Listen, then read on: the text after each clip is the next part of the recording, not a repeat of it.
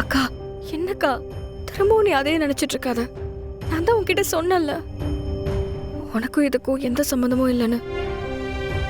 இது நானா எடுத்த முடிவுதான்.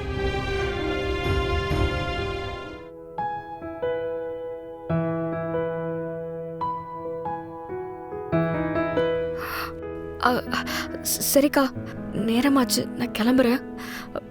அப்பா தனியா இருப்பாரு, அவருக்கு ராத்திரி சாப்பாடு வேற கொடுக்கணும். சரி இந்தோ, பார்த்து பத்திரமா போ.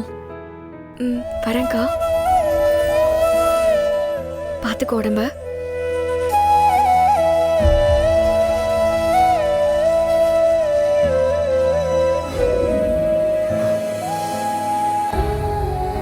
இல்லாம நான் என்ன பண்ண போறேன்னு தெரியல.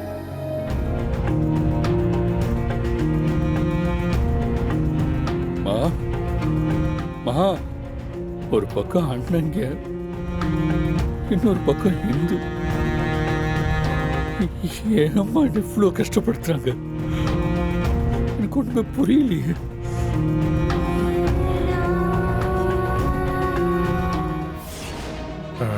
எப்படி அண்ணே, நீங்க சொல்றதுதான் சரிதானே? காரணம் எப்படி நான் நிச்சயதார்த்தத்துக்கு ஒத்துக்குவான்?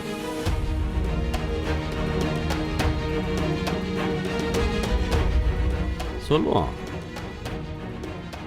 அவனை நான் சொல்ல வைக்கிறேன். எப்படியாவது இந்த நிச்சயதார்த்தத்தை பண்ணி தான் ஆகணும்.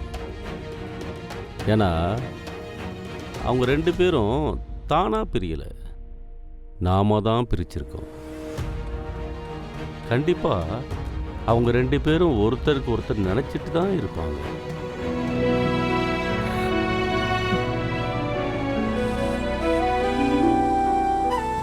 ஏதாவது ஒரு சந்தர்ப்பம் கிடைச்சா கூட அவங்க ஒன்று சேர்றதுக்கு வாய்ப்பு இருக்கு.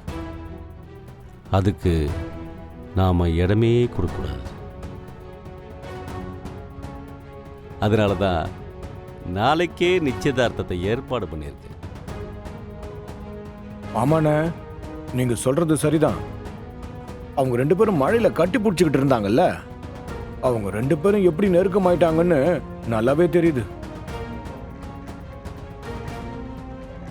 ஆமாண்ணே, சீக்கிரமா என்கேஜ்மெண்ட்டை முடிச்சிடணும், இல்லைன்னா நமக்கு தானே ஆபத்து. அப்போ நாளைக்கே 2 பேருக்கும் நிச்சயதார்த்தம் முடிச்சு வைப்போம். அதுக்கப்புறம் இந்துன்ற பேரு இந்த வீட்டில் கேட்கவே கூடாது.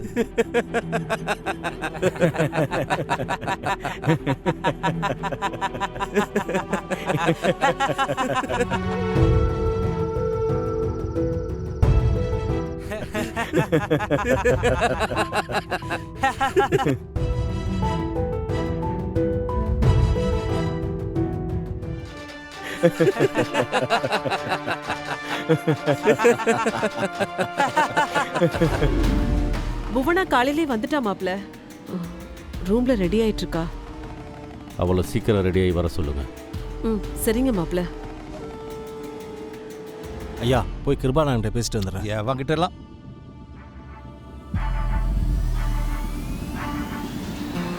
என்ன கிருபான, என்ன இதெல்லாம்? கர்ணாவுக்கு தான் ஏற்கனவே கல்யாணம் ஆகி பொண்டாட்டி இருக்குல்ல. அப்படி இருக்கிறப்ப கர்ணாவுக்கு புவனாவை நிச்சயம் பண்ணி வைக்கிறது எந்த விதத்துலனா நியாயம்?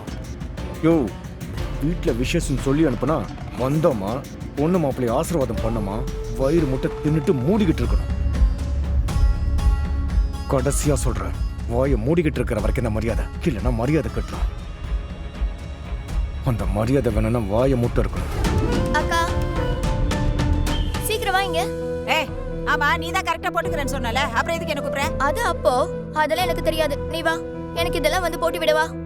என்னதான் போட்டாலும் இருக்கிற மூஞ்சி தான் இருக்கும். அங்க வந்துருங்க. விஸ்வா, போன் பேசிட்டியா? பேசியாச்சு தப்பா. டே திவா, ஏற்பாடு ரெடி ஆயிடுச்சுல? எந்த பிரச்சனையும் இல்லையே? ரெடி பண்ணிட்டேண்ணே. அண்ணே, ஆனால் இப்போ வரைக்கும் கர்ணாவுக்கு இந்த விஷயத்தை பற்றி எதுவும் தெரியாதுண்ணே. அவனை எப்படி இதுக்கு சம்மதிக்க வைக்கிறதுன்னு எனக்கு தெரியும். கர்ணா கார் ஷெட்டில் தானே இருக்கான்? ஆமாண்ணே. சரி, வா போய் பார்த்துட்டு. சரிண்ணே.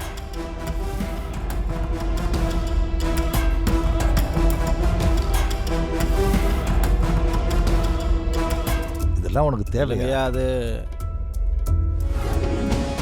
அண்ணன் என்ன சொன்னாலும் கேட்பல்ல?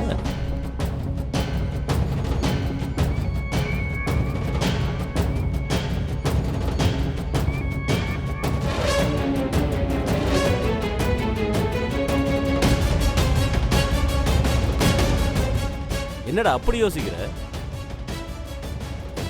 ஒண்ணு இல்லைண்ணே, கண்டிப்பா நீங்க என்ன சொன்னாலும் நான் பண்ணுவேன்.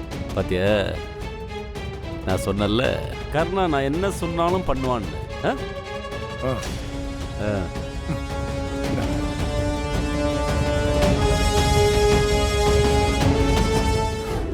எல்லாம் ரெடியா இருக்கு தம்பி. இன்னும் கொஞ்ச நேரத்துல நல்ல நேரம் ஆரம்பிச்சிடும். அப்போ நம்ம ஃபங்க்ஷனை ஆரம்பிச்சிடலாம். சரிங்க.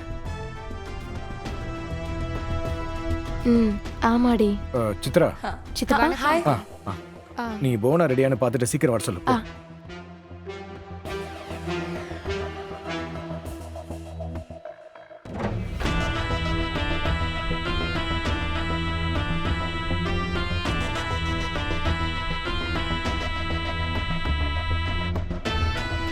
அண்ணே, கர்ணா வந்துட்டான்.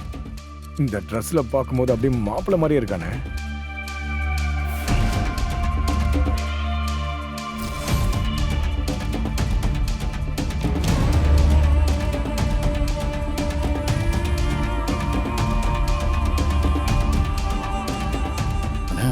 என்ன விசேஷம்? சொந்தக்காரங்களாம் வந்திருக்காங்க. சொல்றேன்டா, கொஞ்சம் பொறுமையா இரு.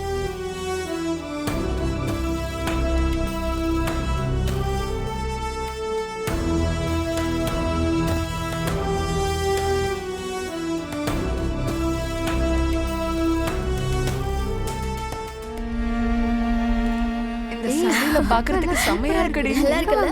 தேங்க்ஸ். ஜெயந்தி சரி, நான் அப்புறம் பேசுறேன்.